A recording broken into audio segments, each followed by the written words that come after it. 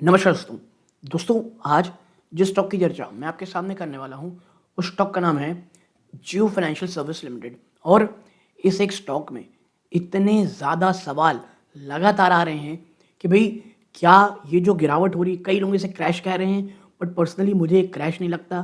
क्यों, आपको बताऊंगा। इसके साथ साथ जो ये गिरावट है, स्पेशली जियो फाइनेंशियल के लिए ब्लेसिंग इन डिस्गाइज है।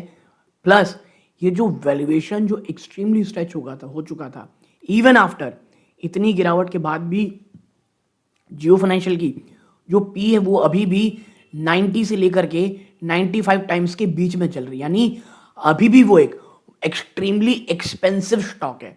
लेकिन आपको पता होगा, जो फ्यूचर ग्रोथ प्रोस्पेक्टर्स हैं, जो फ्यूचर ग्रोथ प्लान है, प्लस जो पेरेंट कंपनी है, और जिस प्रकार से जो आप सकते हैं कंपनी की ग्रोथ, और मैं बता दूं जो इसकी सबसे बड़ी स्ट्रेंथ है वो है कम इंटरेस्ट में पैसा आप कह सकते हैं रेस करने की। ठीक है, तो ये तमाम चीज़ों को देखते हुए प्रीमियम में ये तो हमेशा ट्रेड करेगा। जियो फाइनेंशियल आपको ऐसा नहीं लगेगा कभी भी कि एक बहुत थर्ड जी वैल्यूएशन में आपको मिलेगा। इसके साथ साथ बता दूं, अगर आपको याद ना हो, मेरे ख्याल से 203 या 205 रुपए के आसपास प्रमोटर ने भी इसमें अपना स्टेक बढ़ाया था। तो 203 से 205 रुपए ये एक बहुत बड़े सपोर्ट का काम करने वाला है।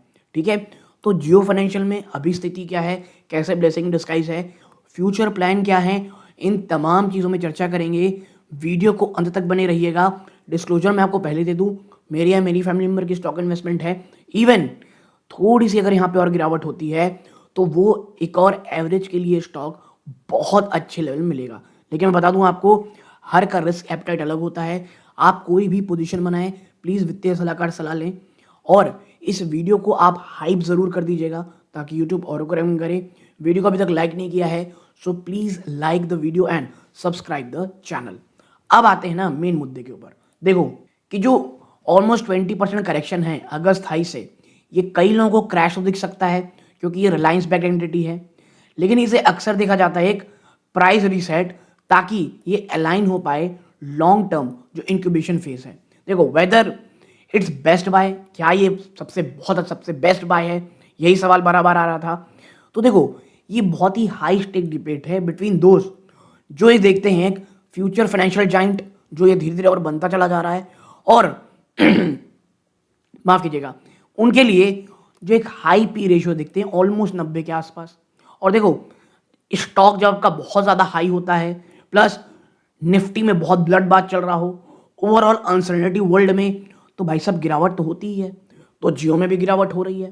ठीक है, तो यहां पर हम ब्रेक डाउन करेंगे कि वाई द जो बुलिश केस है वो अभी भी सबसे स्ट्रांग है for the company road map. ठीक है, लेकिन याद रखिएगा ये फ्यूचर की बात हो रही है। आज भी रिलायंस जियो को, फाइनेंशियल को अगर आप लॉन्ग टर्म देखोगे, अभी भी मुझे ऐसा लगता है 1 से 2 साल कंपनी को अभी भी लगेगा फुल फ्लैश पावर हाउस बनने में, प्योर नेट प्रॉफिट को लाने में।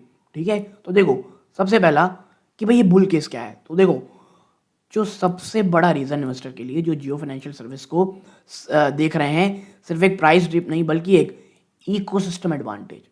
पहला, लो कस्टमर एक्विजिशन कॉस्ट CAC। देखो, जो ट्रेडिशनल बैंक्स हैं या अन्य फिनटेक कंपनियां हैं जो बिलियंस खर्चा करती हैं मार्केटिंग में, बल्कि JFS जो है दोस्तों, यानी जियो फाइनेंशियल, उसके पास ऑलरेडी 500 मिलियन जियो सब्सक्राइबर हैं।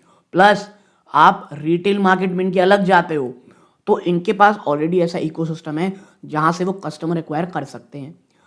Second, data as collateral. ये क्या है? देखो, बाय एनालाइजिंग डेटा, इनके पास जो टेलीकॉम है और जो इनके पास रिटेल बिहेवियर है आपका, जियो फाइनेंशियल यूज कर सकता है बड़े बड़े proprietary AI models for hyper personalise नहीं, आपकी खरीदने की, आपकी डेटा यूसेज करने की, जो भी है उनके पास डेटा है उसका इस्तेमाल करके वो क्या कर सकते हैं, क्रेडिट अंडर राइटिंग, यानी आपको लोन देना है कि नहीं देना है। और इन्हें ये क्या देता है, एक रिस्क असेसमेंट एज जो ट्रेडिशनल क्रेडिट स्कोर मिस कर जाता है। ठीक है, फिर थर्ड क्या है? थर्ड है दोस्तों स्ट्रॉन्ग कैपिटल बेस। देखो, रिसेंट कुछ पैसे डाले गए हैं कंपनी में इनटू सब्सिडरी, और एक डेट फ्री बैलेंस शीट है, तो इनको ये ड्राई पाउडर देता है, यानी एक ताकत देता है to scale rapidly without the immediate pressure of high borrowing cost. ठीक है, तो ये तमाम चीज़ें हैं भाई साहब जो इनके पास ताकत है। और अभी अभी बजाज फाइनेंस, इन लोग बहुत ज़्यादा प्रेशर में क्यों हैं? क्योंकि आरबीआई ने कुछ नॉर्म्स और ट्विक किए हैं, स्ट्रिक्ट किए हैं। तो जहाँ जा देखो, अब ये कई लोग कहेंगे भैया ये कोइंसिडेंस है, कोई इनको कोई आउटसाइड हेल्प नहीं मिलती। अचानक से जैसे ही जियो आता है, जो नॉर्म्स होते हैं वो बहुत टाइट हो जाते हैं फाइनेंशियल सर्विस में। जब इनको अपना सकते हैं आप, जब इनको जियो जो इंटरनेट वाला है आईपीओ लाना लेता है, अचानक से आईपीओ आना ईजी हो जाता है। 5% डाइल्यूशन की बजाय मात्र 2.5% आपको डाइल्यूट करना पड़ जाता है। तो भाई इसमें कहाँ, ये तो सिर्फ कोइंसिडेंस हो सकता है ना। मैं थोड़ा सटायर के रूप में बोल रहा हूँ ये। तो देखो, हेल्प कहीं ना कहीं इनको इकोसिस्टम से भी मिलेगी मिलेगी। और ऐसा कतई मत समझिए कि जो ऑपोजिशन है वो कल को आ जाएगा तो चीज़ें अलग हो जाएंगी, नहीं। जो पावर में रहता है वो सिर्फ एक ही काम करता है, हेल्प करता है बड़े इकोसिस्टम्स को। ठीक है, और अब रिलायंस जैसी कंपनियां वो इतनी बड़ी हो जाती हैं, it will become too big to fail. तो देखो, जो कड़ा सत्य है, कड़ू सत्य है, वो रहेगा ही रहेगा। फिर आते हैं नेक्स्ट चीज पे ऊपर, 2026 से 2030 का फ्यूचर प्लान। देखो, जियो फाइनेंशियल सिर्फ एक लैंडिंग यानी कर्ज देने वाली कंपनी नहीं है, ये अपने आप को आर्किटेक्ट कर रही है full stack digital financial supermarket. और ये परफेक्ट लाइन है इस कंपनी के लिए। क्यों? आगे आके देखते हैं। देखो, सबसे पहला है लैंडिंग यानी जियो क्रेडिट। कंपनी का प्लान ये है कि कंपनी अब हटेगी अनसिक्योर्ड पर्सनल लोन, क्योंकि वो रिस्की रहता है, बल्कि सिक्योर्ड रिटेल प्रोडक्ट। और आप देखोगे एक हैवी रोल आउट आना शुरू होगा, पहला होम लोन्स का, फिर लोन अगेंस्ट प्रॉपर्टी का, इवन लोन अगेंस्ट आपके पास स्टॉक है सिक्योरिटीज का। और इनका गोल है 90% ईयूएम से यार, यानी 90% के केगर से बढ़ाना है ईयूएम को आने वाले 2 सालों में, 90%। और ये सुनने में ऐसा लग रहा होगा कोई बहुत बड़ा है, नहीं ऐसा नहीं है बिल्कुल, ये हो सकता है। वेल्थ और एसेट मैनेजमेंट, जो इनका जॉइंट वेंचर हुआ ब्लैक रॉक के साथ, ये इनका क्राउन ज्वेल है। इनका प्लान ये है कि ये डेमोक्रेटाइज करेंगे इन्वेस्टिंग को फॉर पूरा का पूरा भारत। और टारगेट इनका टियर 1 नहीं बल्कि टियर 2 टियर 3 सिटीज है, with a digital first low cost investment advisory platform. और ये करेंटली पिवट कर रहे हैं, यानी मुड़ रहे हैं from a direct only model to involving distributor, यानी अब ये कहीं ना कहीं डिस्ट्रीब्यूटर भी बनाएंगे ताकि जो चीज़ें हैं और तेजी से आगे बढ़े। फिर है थर्ड, क्या है? इंश्योरेंस और री इंश्योरेंस। हमको पता है जैसे ही बजाज अलायंस के साथ अलग हुआ था, तो अब ये पार्टनरशिप किससे किया है? जीएफसीएल के साथ। अब वो एंटर कर रहे हैं री इंश्योरेंस स्पेस में, अलियांस जियो री इंश्योरेंस। और मैन्युफैक्चरिंग बना रहे हैं अपनी खुद की लाइफ और हेल्थ इंश्योरेंस प्रोडक्ट। जो स्ट्रैटेजी है is to close the protection gap in India by bundling insurance with other Jio services. फिर आता है चौथा, डिजिटल पेमेंट। जो जियो फाइनेंस ऐप है ये गेटवे है, ये इवॉल्व कर रहा है एक इंटेलिजेंट डिजिटल मार्केट प्लेस का, जिसमें क्या क्या है? यूपीआई, डिजिटल बैंकिंग वाया जियो पेमेंट बैंक, और even platform for fixed deposit from multiple other banks. यानी आप देखें, ये एक इतना बड़ा इकोसिस्टम धीरे धीरे बन रहा है, जो देखो जो सक्सेसफुल होगा ही होगा, मैं आपको बता दूं टू बी रियल फ्रैंक। और इन द नेक्स्ट 10 ईयर्स ये आपको एक ऐसी पावर हाउस बनती दिखाई देगी, जो देखो मैं ये नहीं कह रहा हूँ कि चीज़ें एकदम ही स्मूथ रहेंगी, बहुत ज़्यादा बम्प्स आएंगी, स्टॉक में वॉलेटिलिटी रहेगी, बट आपको एक निफ्टी से अच्छा return on a longer term ये आपको ज़रूर दे करके जाएगा। और ये एक ऐसा स्टॉक है जिसमें आपको लॉन्ग टर्म के लिए सोचना है, शॉर्ट टर्म की वॉलेटिलिटी ये सब चीज़ों से थोड़ा सा दूर रहना है। हाँ, इसकी एक प्रॉब्लम मुझे लगती है, वो है इसका एक ह्यूज मैं कहूँगा वैल्यूएशन। ठीक है, नाउ एज अ इन्वेस्टर आपको क्या क्या चीज़ें हैं जो देखनी चाहिए? तो देखो क्या है, पहला है एसेट क्वालिटी, ग्रॉस एनपीए। देखो ये एक लैंडिंग बिजनेस है जो बहुत यंग है, तो हमें ये देखना है बैड लोन किस प्रकार के हो रहे हैं। अगर एक स्पाइक आता है एनपीएस में भी इतनी अर्ली, ये सिग्नल होगा कि इनका जो AI बेस्ड अंडरराइटिंग है ये इतना मजबूत नहीं है जितना ये क्लेम कर रहे थे। ठीक है, फिर AUM ग्रोथ और मार्केट शेयर देखो, is the loan book growing, जो लोन बुक है वो लगातार बढ़ रही है। क्यों? क्योंकि मार्केट ग्रो हो रहा है, या जो जियो फाइनेंस है वो एक्चुअली कस्टमर ले रहा है बजाज फाइनेंस और HDFC से। ये आपको जरूर देखना है।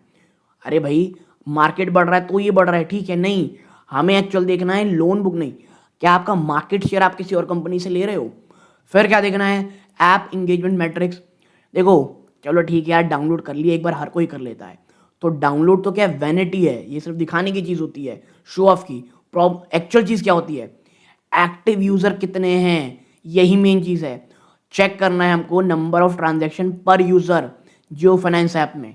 ठीक है, डाउनलोड्स के ऊपर नंबर नहीं जाने हैं। फिर जो है जॉइंट वेंचर माइलस्टोन, देखो हमको ये देखना है वॉच फॉर ऑफिशियल लॉन्च, पहला BlackRock powered mutual fund और पहला आलियांस बैक्ड इंश्योरेंस पॉलिसी।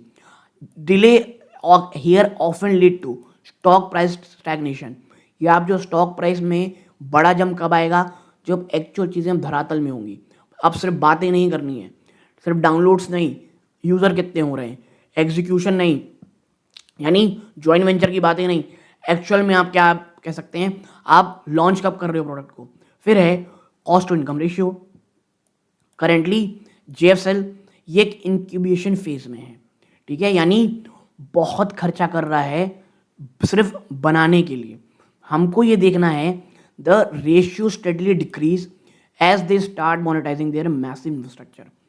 आप ही ठीक है, आप खर्चा कर रहे हो, हमको आने वाले क्वार्टर्स में देखना है आप जितना खर्चा कर रहे हो क्या अब वो आना शुरू हो रहा है, पे मोनेटाइजेशन चल रही है, और जैसे मोनेटाइजेशन बढ़ेगी आपका जो रेशियो है खर्चा करने का वो धीरे धीरे कम होना चाहिए। तो ये कुछ एक्चुअल चीज़ें हैं जो जियो फाइनेंशियल को दिखानी पड़ेंगी। अब आप देखोगे कि भाई वाई का पर्सपेक्टिव देखो, वाइल JFL ये एक हाई ग्रोथ डिस्ट्रप्टर प्ले है फॉर अ बैलेंस पोर्टफोलियो। हमको ये देखना है a completely different orbit, perhaps steady FMCG giant like HUL और Global Tech Index Fund। ये प्रोवाइड करते हैं safety net if high valuation fintech sector face a valuation correction और regulatory hurdle from the RBI। ठीक है, तो ये तमाम प्रकार की चीज़ें जो आपको अपने पोर्टफोलियो में भी ध्यान देनी है। सिर्फ ऐसा नहीं कि यहाँ चले गए, इस वॉलेटिलिटी में FMCG और तमाम चीज़ों में भी आपका ध्यान होना चाहिए। तो आपको ये पूरा वीडियो कैसा लगा, ठीक है, ये ज़रूर बताइएगा। एक एक चीज़ के ऊपर हमने चर्चा की है। हाँ, मैं आपसे फिर कहूँगा, आपका पोर्टफोलियो क्या इस रिस्क को एक्सपोजर ले सकता है, ये आपको पता होना चाहिए। No doubt in the next 3 to 4 year, even next 5 years JFL एक वाकई में बहुत अच्छी कंपनी दिखती है। लेकिन जो जो चीज़ें हमने चेकलिस्ट में देखी हैं, अगर वो चीज़ कामयाब नहीं होती है, इवन कामयाब तो बहुत दूर का बात हो गया, वो होंगी, अगर बहुत ज़्यादा डिले होता है तो ये स्टॉक प्राइस में बहुत ही बुरा रिफ्लेक्शन होगा। स्टॉक, मैं ये नहीं कहता बहुत ज़्यादा क्रैश करेगा, लेकिन इतना लंबा एक इंक्यूबेशन पीरियड में चला जाएगा जहाँ पर जो रिटेल इन्वेस्टर है वो बहुत ज़्यादा आपको फ्रस्ट्रेट होता हुआ दिखाई देगा दोस्तों। ठीक है, तो ये ओवरऑल चर्चा आपके साथ करनी थी। वीडियो अच्छा लगा हो, वीडियो को लाइक कीजिए, हाइप करना ना भूलिए, और के साथ शेयर ज़रूर कीजिएगा। अभी तक आपने चैनल को सब्सक्राइब नहीं किया है, प्लीज़ सब्सक्राइब द चैनल। ये इस वीडियो का अंत है।